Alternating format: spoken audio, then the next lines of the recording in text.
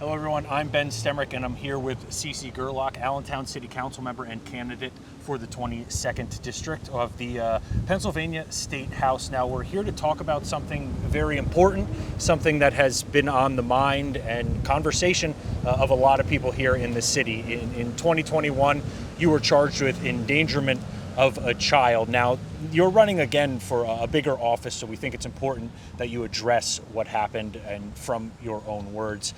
Talk to me a little bit about that right there. Why haven't you been able to tell us this in your own words?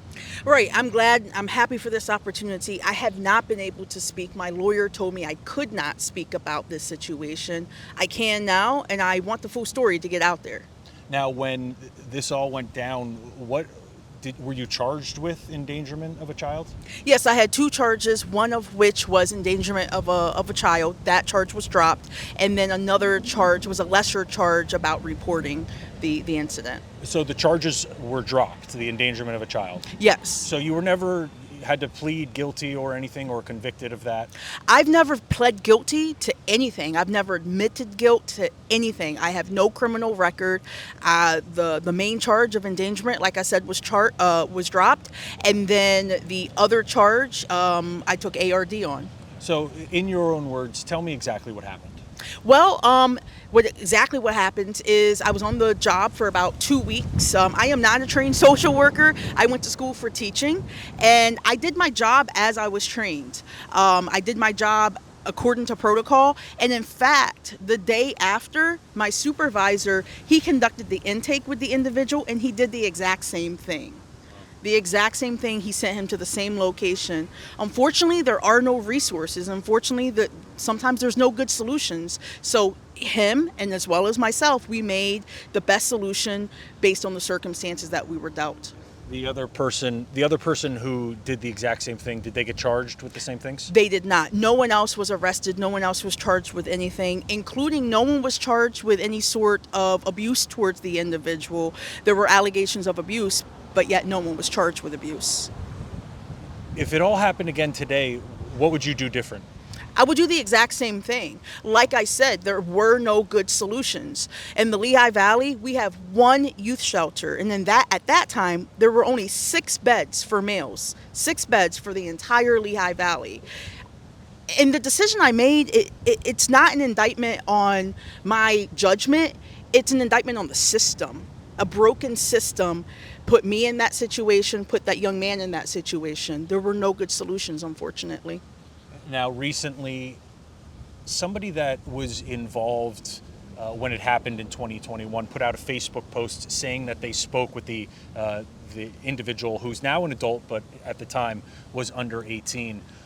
That person says that they say that you did not do anything wrong.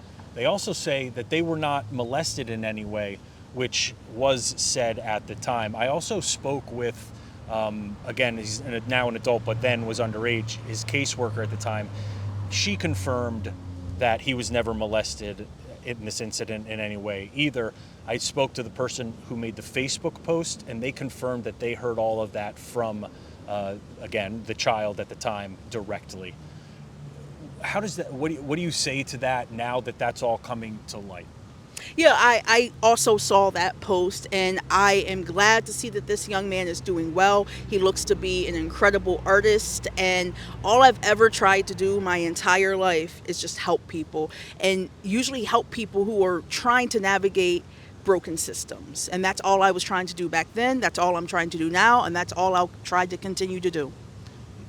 At the time you were running for mayor, is there anything that you'd like to say about that, if you feel it involved it? Well, I can never speak about anyone's intentions or motivations. All I know is that the encounter with that individual happened in July of 2020.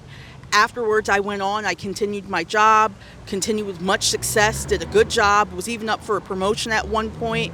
And then in 2021, I ran for mayor, and a month before the primary election, that's when all these allegations started coming out. And that's all I can say. I can't say why someone decided to charge me. I can't speak to people's motivations. I just know the timeline. I know I did my job the way I was trained to do my job. I know my supervisor did the exact same thing. And I know that if I were in that situation again, I would have to do the same thing, just as my supervisor did. You did end up taking ARD. Tell me about that. Why? I ran out of money. Up until that point, I had spent upwards of $25,000 to hire an investigator and an attorney. I'm a working class person. I don't have money. It costs money to fight, and I simply ran out of money. I wanted to fight. I wanted to go to court because I knew if I went to court, I would be found not guilty. I just didn't have the money to do so. So let me get this straight. All those charges, the endangerment charges, were all dropped. You never pled guilty to anything, but you lost your job. You're often villainized on social media and things like that, and portrayed as somebody who was convicted of these crimes and found guilty. Do you feel that the message is now out there? What would you like to say to the people who do have said those things? The system doesn't work. It's easy to look at me and blame me and say that I am the reason why homelessness and homeless youth exist. I am not. All I've ever tried to do is use the positions that I'm in to try to help people who are unsheltered, including youth. When I was at my job, I helped so many young people overcome the situations that they were in. We got some of them housed. We were able to get some of them into shelters. We were able to better the lives of some of those young people. I am not a monster.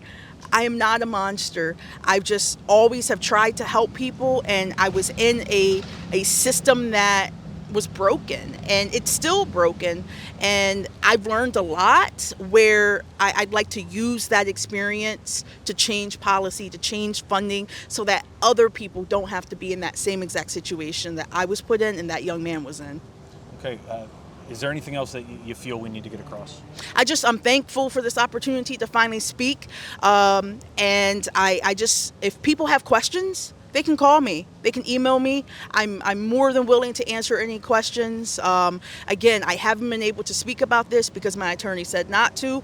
I can now, and I'm ready to have conversations. Well, great. Thank you for talking with us, and I hope this cleared up a lot of things for anyone who watches, and we encourage that if you do watch, you spread this to anyone who has talked about it or is part of Allentown. And again, thank you for giving us some time. Thank you.